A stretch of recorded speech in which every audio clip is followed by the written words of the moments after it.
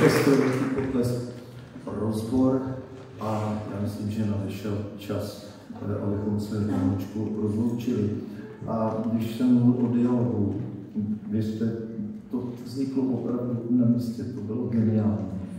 Moc gratuluju vám všem, panu řediteli i paní doktorce Šlajdové, že prostě a pěvecké modely a vše. Buďme rádi, že to tak je. Všichni víme, jaká je doba, ale tím nechci vůbec nic tady vkazit si nám nádherný večer. Já chci se dostat k tomu, že bychom si mohli zaspívat poslední písničku. A je to výzva pro vás. Nenechte se zválit těma dětma. Když budete mít chuť, tak se povrkujte s námi. Je to písnička Modlitba za vodu. Přejete si ji poměrně asi nejčastěji. Tak když budete mít chuť, tak se přidejte. Když se nepřidáte, vůbec mi to nevadí, protože já vám budu říkat, oni tak poslouchali, že ani ne. Modlitba za vodu a vlastně přání, co voda má v sobě obrovskou sílu, očistnou od studánky až po to, jak se to co si budeme o síle vody povídat. Vy víte, co voda umí i udělat lidem, já to vím taky, ale věřme, že ve vztahu k přírodě, že se svět nezblázní a že si dál budeme moci zpívat modlitbu za vodu a další písně.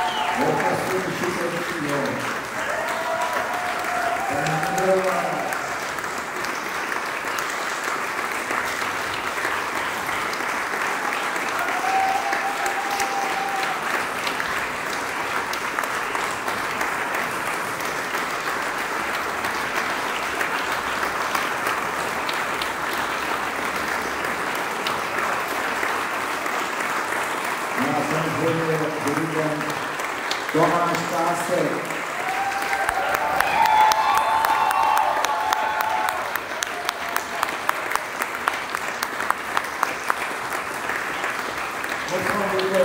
Že jste poslali.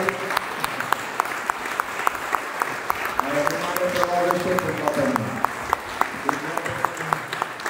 Já vám se budu říkám, že to, že jste povstali, je jasný signál, že už chcete jít domů. Tak my vám tu radost ještě neuděláme, ale uděláme vám jinou radost. Já jsem viděl, že jste tu předcházející písni zpívali, ale neslyšel jsem a doufám, že ta poslední, a to už skutečně bude poslední, bude ta, kterou známe úplně všichni. A jmenuje se Aksinku Sinku. Není to proto, abychom teď si říkali tak, jak se to říká, a teď všichni, vůbec ne. Za prvé bych chtěl dětem říct, zcela jistě se učíte o Tomáši Garriguovi Masarykovi, našem prvním československém prezidentovi. On to byl prezident vzdělaný, moudrý a tak dále, a taky hudby milovný, a tohle byla jeho oblíbená píseň. Tak to je ten první důvod. Ale ten druhý a možná nejhlavnější je, že si zkusme dokázat, že se nezapomnělo zpívat. Prostě jen tak úplně normálně si pojďme zaspívat, každý podle své chuti, a není lepší rozloučení než s písní na těch. Bylo nám s vámi krásně. Moc děkujeme.